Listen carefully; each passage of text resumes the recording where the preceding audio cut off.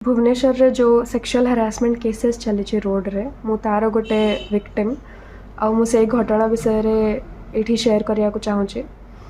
29 तारीख दिन मु भुवनेश्वर पहुँची थी बस रु मते सीआरपी छकरे ओह्लार थिला। मु कंडक्टर को कही किंतु बोधे से शुणी पार नथिले तो से मते छकर टिके आगे छाड़देले। बहुत कम बाट थी छकरू तो मु चल चली छक जाए पहुँचली। सकाळ 5:30 रु 6 होइथिबो। जमा भी अंधार नथिला, पूरा डे लाइट थिला।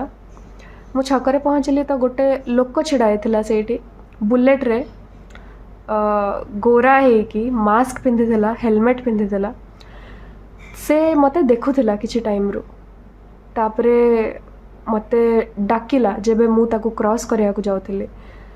बहुत भद्र भावे डाकिला कि एक्सक्यूज मी टिके सुनिबे कि। तो मते लगिला कि से बोधे क्या नेबा को आसी क्या पाखरे ही बस स्टॉप थिला। तो मु गली ता पाखु बोधे तांको किसी असुविधा हेतिबो। से मते पचारले कि आपण कोठी ओल्हेले। मु कहली एई पाखरे एठी मु बस रो ओल्हेली आ चली के आसली। तापरे से निज प्राइवेट पार्ट मते देखेला। बहुत अभद्र कथा कहला। मु झाड़ा करी देछि, मु पाड़ी देछि, एमती किछि कहला। सेते बेले मु बुझी जाइथिली कि मते या कथा सुनिया कथा नाही, मते फेरिकी पळाया कथा। किंतु तापरे से मते ता प्राइवेट पार्ट देखेला जोटा देखिकी मु बहुत डरी गली। एक्चुअली ता प्राइवेट पार्ट बाहर ही थिला। से खाली ता शर्ट रु ढांकी के रखिथिला, ता पैंट आगुरु ही तळे ही थिला। से रेडी थिला को झियो को अटैक करिया पई, बस खोजुथिला कहा को करिवो बोली। आ मते पाइगला। आ सेटा देखिला परे मु किसी भाभी पारले नहीं। मु बहुत डरी गली। मते लगिला कि ये लोकटा किसी भी करि परिवो। तापरे मु दौड़िया को गला बेले से निज प्राइवेट पार्ट धरिकी छुइया को लगिला। मते देखी देखी मु आहुरी डरी गली। मु चिलेली बहुत जोर किंतु पाखरे केही नथिले। आउ मु दौड़ी के पळैली सेठू। मु पछाड़े बुली बुली के भी देखिली कि से मो पछे पछे आसुची ना नहीं। किंतु से किछि टाइम जाए मते देखिला। तापर से पळैला ता बाटरे आगे पळैला। मु घर को पहुँचली चली कि मो रिलेटिव का घर सेठी पाखरे छकरू। घरे कहीं नथिले किंतु मु एका थिली। तो मते घरे भी बहुत डर लागुथिला। मते लागुथिला कि से बोधे मो रूम बाहर छिड़ा हेतिबो, से मो डोर बाहर छिड़ा हेतिबो।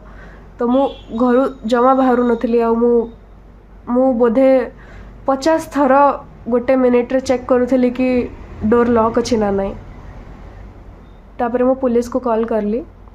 पुलिस मते कहले कि मते एफआईआर फाइल करिया पई थाना आसिया को पड़िबो। सत्य कथा जदि मो संगे के थानते तो मु श्योरली थाना जाई थांती।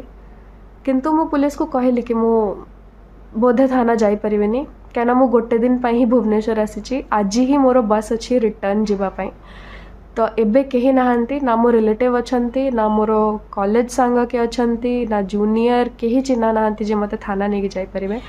आउ से घटना परे मु को उबर ड्राइवर को विश्वास करि पार न थांती। को भी अजणा लोक को मु ट्रस्ट करि पार न थांती।